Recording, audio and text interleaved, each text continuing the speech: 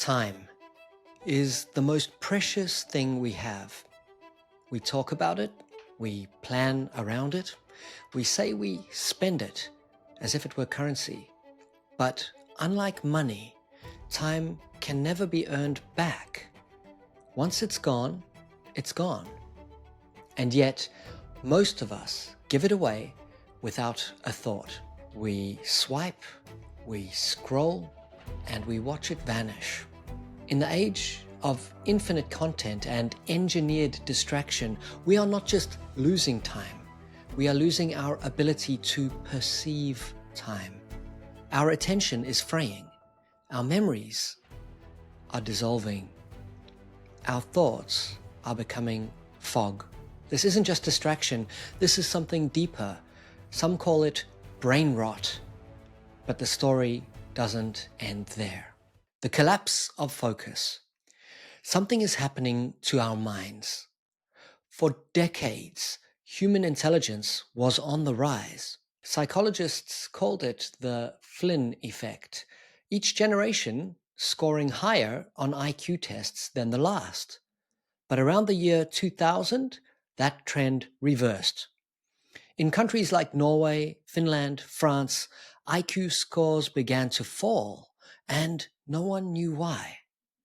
At the same time, attention spans were shrinking. In 2004, the average attention span was about 2.5 minutes. By 2012, it was 75 seconds.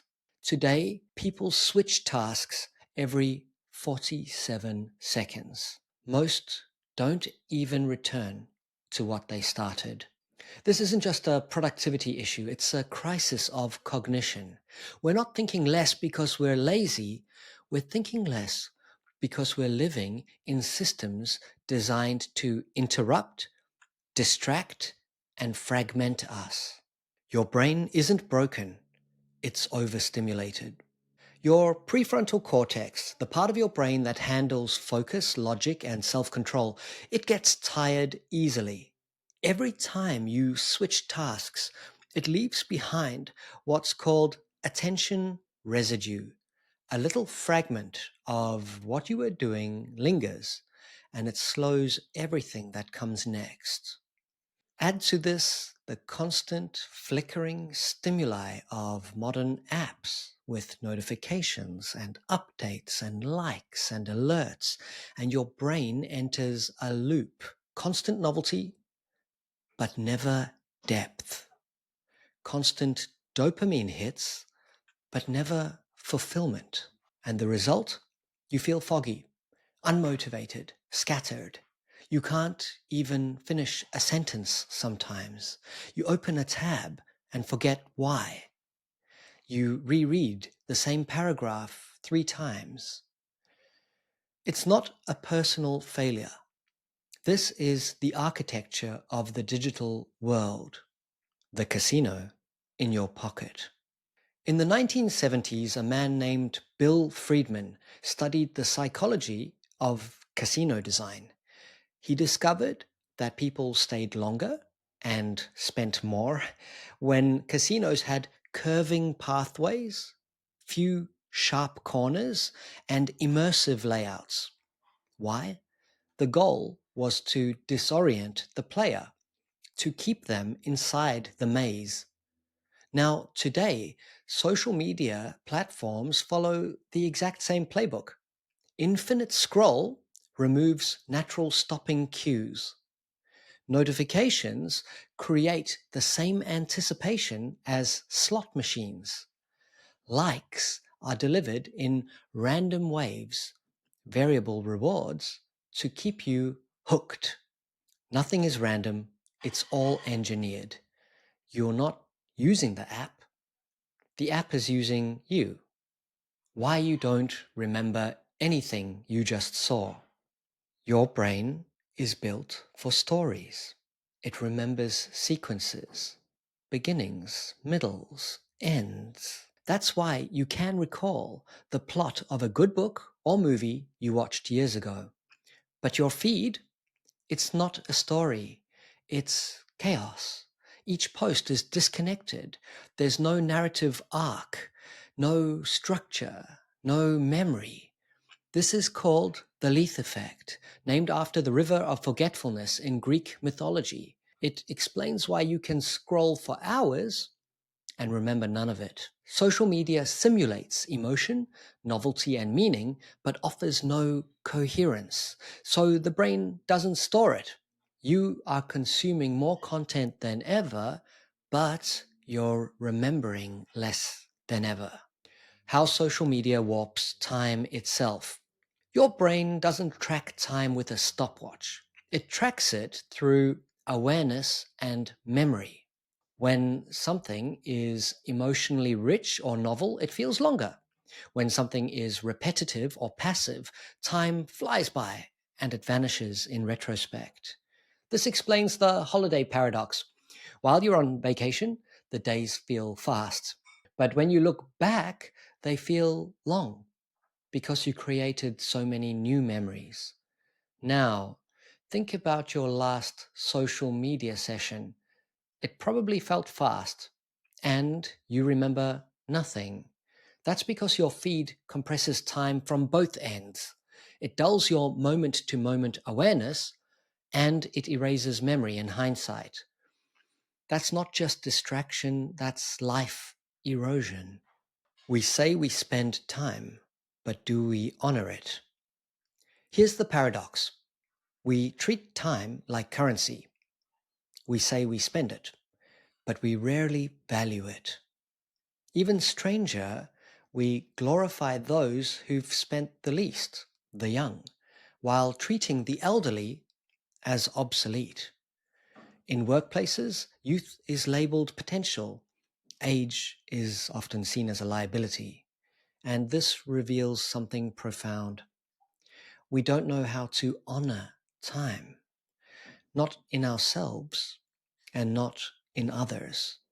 And until we do, we'll keep trading it for noise. Time slows near mass, physically and psychologically. Now, here's something remarkable. According to Einstein's theory of general relativity, time literally slows down near massive objects. The stronger the gravitational field, the slower time passes. And this is called gravitational time dilation. GPS satellites have to correct for it. Clocks tick slower at sea level than at higher altitudes. So, what happens when we apply this idea to the inner world? When you live disconnected, drifting between tasks, emotions, devices, you become light, weightless, and time flies by. But when you build a life of substance, anchored in rituals, relationships, values, meaning, you become heavier in a good way. You create psychological gravity. You become a person with mass. Meaning creates gravity. Stillness creates gravity. Love, service, and story create gravity. And just like in space-time, your experience of time slows down in the presence of that gravity. Moments deepen. Memory thickens. Life stretches. You might not be able to bend space-time, but you can bend perception by becoming gravitational. How to reclaim your attention and stretch time again. You're not stuck. Your attention is trainable. Your mind is plastic. Your perception of time is changeable. Here are 5 powerful ways to reclaim your clarity. 1. Seek real-world novelty. Try new things. Travel differently. Read unusual books. Novelty slows time and builds memory if you find it in real life. 2. Add friction back to your devices. Try out some app blockers, remove infinite scroll, disable autoplay, let your attention hit some resistance. 3. Practice mindfulness. Mindfulness or meditative practices slow subjective time and help you rebuild focus or attention control. Even 10 minutes a day can help. 4. Fuel your brain properly. Stabilize your energy with quality sleep, whole foods, movement, and sunlight. Avoid constant sugar spikes because they too fog your mind. Go out and spend some time in nature. 5. Choose memory over stimulation. Before you scroll, ask yourself, will I remember this tomorrow? If not, is it worth doing today? Seneca once said, life is short and anxious for those who forget the past, neglect the present, and fear the future. Social media makes you do all three, but you can reverse that. You can remember the past by making memories worth keeping. You can live in the present by becoming aware. You can approach the future with clarity and purpose, rather than fear. This is not about escaping technology. It's about designing a life that bends time in your favor by building inner mass, by creating gravity. Because when you live with depth, time slows, memory returns, and life becomes yours again. If this video resonated, consider sharing it with someone else who's drifting through the maze. And if you'd like more content like this, Science with Soul, subscribe to the channel. Remember, don't just burn time, burn bright, not out.